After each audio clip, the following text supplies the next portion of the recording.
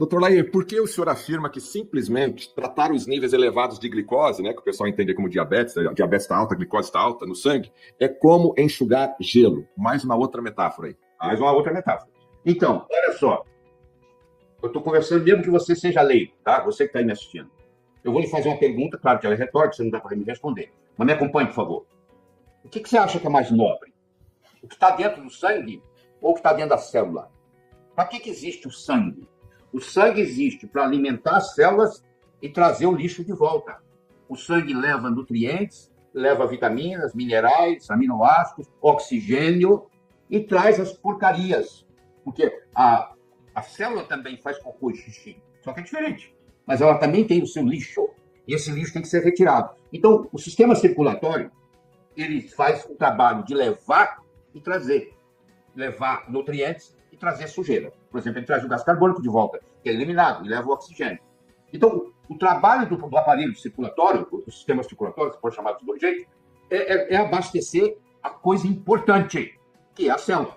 Porque a célula tem a sua membrana, a célula tem as suas organelas, lá está a mitocôndria, lá está os ribossomos, lá está a mais importante molécula do corpo humano, que se chama DNA, está lá protegida. Então, será que eu lhe convenci que o interior da célula é mais nobre do que o sangue, que está apenas fazendo um transporte para levar e trazer e abastecer a célula, que é a rainha da história? Bom, eu espero que eu tenha convencido você disso.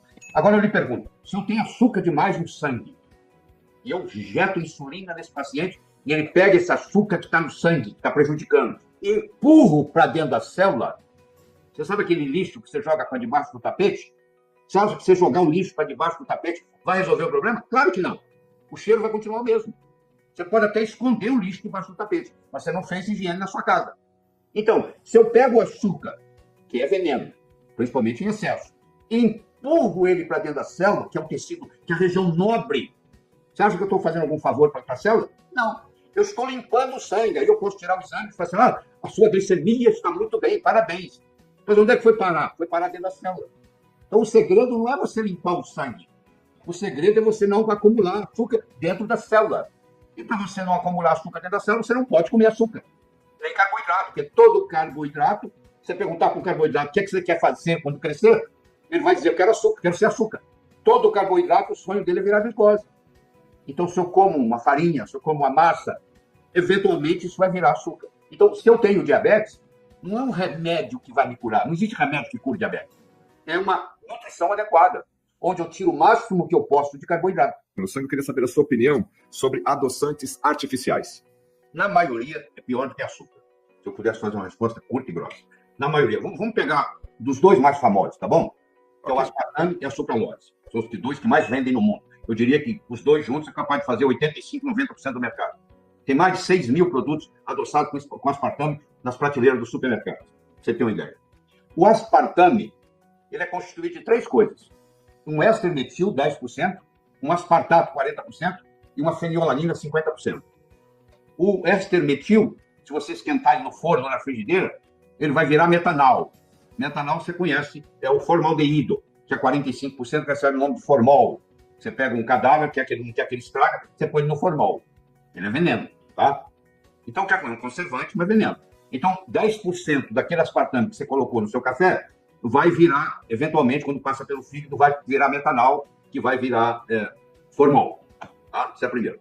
O segundo, que é 40%, é o aspartato, que é um aminoácido que é neurotóxico. Se você tem um excesso de aspartato no cérebro, o aspartato é uma citotoxina. Ele estimula o cérebro, ele faz você ficar mais nervoso, faz você ficar inquieto.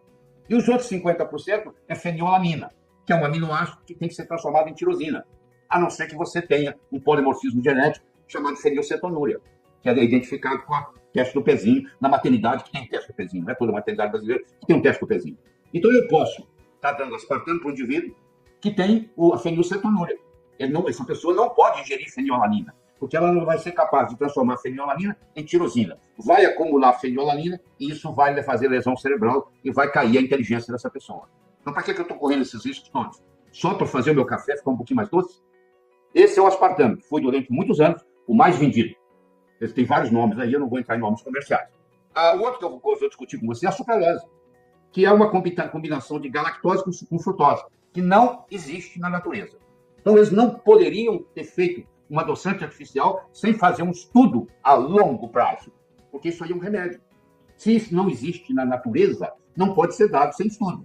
E não existe nenhum estudo a longo prazo. Eles dizem assim, mas ele absorve quase nada. Mas ainda tem 3 átomos de cloro, que também é tóxico. Então, é outro problema. Então, tem pessoas que têm enxaqueca, cefaleias intensas, distúrbios oculares, e etc., e estão indo no médico e não sabe que é por causa do adoçante artificial. Então, eu recomendo você parar o seu adoçante artificial, seja lá qual for, por 15 dias. Vou ver o que acontece. Se aquela dor de cabeça sua sumir, é por causa da inulina. Então, no frigir dos ovos, eu diria para você que açúcar faz menos mal do que adoçante artificial. E muitos adoçantes artificiais engordam. Mas não tem caloria. Não quer dizer nada, não tem caloria. Ele estimula a sua vontade de atacar a geladeira à noite. Depois que eu comecei a usar, só ataca a geladeira à noite. É porque ele mexe no cérebro e você fica com a vontade de comer carboidrato. Entendeu? Doutor Laí, imunidade é o tema atual, está todo mundo falando aí de imunidade, sem sombra de dúvida. O senhor tem uma metáfora também interessante sobre os tipos de imunidade no corpo humano. Por favor, fale um pouquinho sobre elas. Existem 2 tipos de imunidade. Existe uma imunidade inata e uma imunidade adquirida. A inata, ela está lá pronta, já nasceu pronta. Ela é inespecífica. Ela não é para isso ou para aquele germe. Ela é inespecífica. Ela é o natural killer, é o macrófago, são células do sistema imune que estão aí protegendo a gente. É muito importante. Por exemplo, o natural killer, que é o exterminador natural, essa célula ataca vírus muito bem e ataca células cancerosas. Nós temos milhares de células cancerosas por dia, todos nós. Por que não forma um tumor? Porque o natural killer está lá e vai lá e mata a célula no ninho, antes dela poder formar tumor. Bom, isso é a imunidade inata. A imunidade adquirida, ela é uma imunidade mais... Ela deixa a inata entrar na jogada.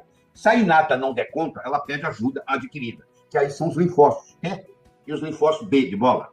T e B, é adquirida. A metáfora que eu faço é o seguinte: você liga a sua televisão, está passando um filme. Você começa a assistir, gosta do filme e acaba assistindo o filme até o final. Você não pediu para assistir aquele filme, você não comprou aquele filme, você não alugou aquele filme. Você simplesmente ligou a televisão e estava lá. Agora, se você quer assistir um filme específico, não é só ligar a televisão. Você tem que ligar a televisão, tem que entrar, se você está na net, você tem que entrar no Now, ou se você está no Sky, você tem que ir lá comprar ou alugar o filme. Eles estão preparando o filme, estão preparando o vídeo e finalmente se apresenta. Então, a inata é como se você ligasse a televisão e o filme está passando lá. Ela é inespecífica. E a adquirida é como se você tivesse escolhido passar um filme X e você está lá alugando ele. Certo? Então, a adquirida, ela só entra na jogada se a inata não der conta. Se a inata estiver dando conta, ela poupa a adquirida. A inata não tem memória. Ela vai atacar todo mundo que for ruim, do ponto de vista dela. Já a adquirida, não, ela tem memória. Se você criou um anticorpo contra sarampo ou contra varíola, se o vírus da varíola aparecer de novo, essa memória está lá. Imediatamente tem um exército para combater aquele vírus. Entendeu? É o que a vacina faz. Ela cria uma memória na imunidade adquirida. Okay. O mundo que nós vivemos hoje, nós estamos num oceano de tóxicos. A água está intoxicada, está com tóxico, a alimentação, o solo, o mar, o vento, tudo tem tóxico. Tudo tem tóxico. O Brasil é hoje o número 1 em agrotóxico, para você ter uma ideia. Per capita no mundo. Ganhamos esse título, primeiro colocado. Então, é difícil hoje você encontrar um alimento que não tenha toxina. Tem ali a parte do alimento, tem a parte da toxina. Então, esse é o primeiro problema, que antigamente não existia. Antes da Revolução Industrial, não existia poluição. E hoje é o que mais tem, a poluição. Então, isso são as toxinas. Segunda coisa importante é o fator de desnutrição. Nós não temos a mesma nutrição que os nossos avós tinham. Porque os nossos avós, os alimentos chegavam mais limpos à mesa e eles chegavam com muito mais vitaminas e minerais. Porque hoje o solo brasileiro ficou pobre. Você planta a mesma substância, a mesma planta, no mesmo lugar, no mesmo 10 anos seguidos, o que acontece? Acabam as reservas naquela área. Como você não recoloca, porque quando você coloca o adubo, nitrogênio, fósforo e potássio, não coloca mais nada, vai faltar. Então, os alimentos já não têm as mesmas vitaminas e minerais de antigamente. Então, acaba causando um processo de desnutrição. É muito mais complexo viver na cidade onde você vive hoje do que era 20 anos atrás. Ou seja, tudo ficou mais estressado.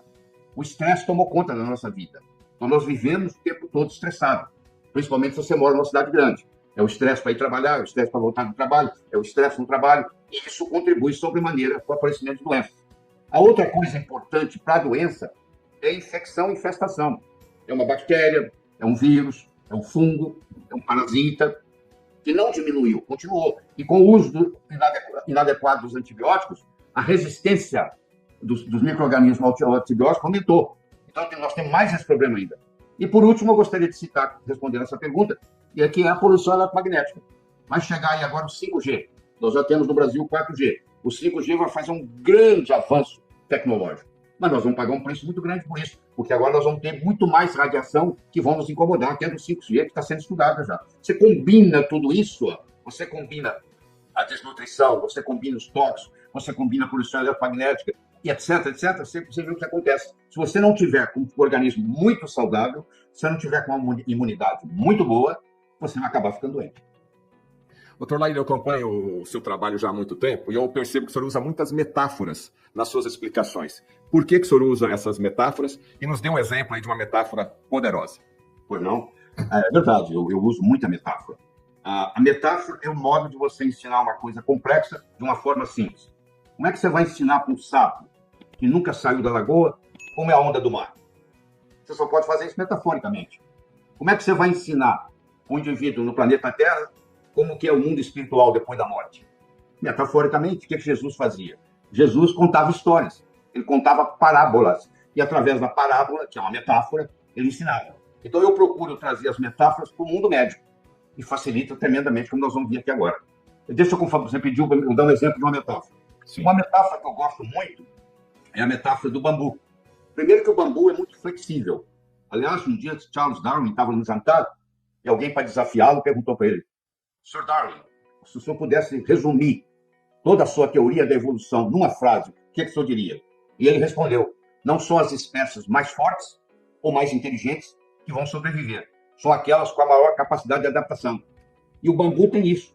Vem uma tempestade, essa tempestade consegue arrancar um carvalho e jogar ele na enxurrada, arrancar ele com raiz e tudo, e jogar ele na enxurrada, e o bambu, que se curva ao vento, sobrevive. Então a flexibilidade do bambu nos ajuda muito nesse processo metafórico. Mas eu vou além. Eu vou no bambu chinês. Por que eu uso o bambu chinês? Porque o bambu chinês é o seguinte: você pode ir na internet, você vai ter vários artigos lá sobre o bambu chinês. O bambu chinês, você planta ele, no primeiro ano ele não dá nada, no segundo ano ele não dá nada, no terceiro ano não dá nada, no quarto ano ele não dá nada, no quinto ano, dependendo do bambu, ele pode crescer de 12 a 25 metros.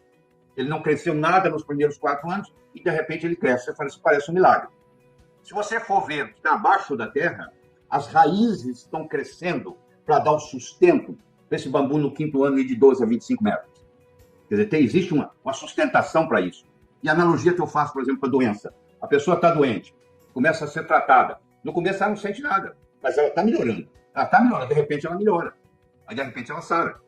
Então, o bambu chinês ensina você, além da flexibilidade, assim, ensina você paciência e persistência. Entendeu? Por isso que eu gosto de usar metáfora. Porque no momento que eu acabei de contar para você a história do bambu chinês. Se você não tivesse escutado ela antes, se é a primeira vez que você está escutando, primeiro você já está interessado em ir para a internet pesquisar, e acho que mesmo que você morra de velhice, você vai sempre lembrar da metáfora do bambu chinês. Até a próxima.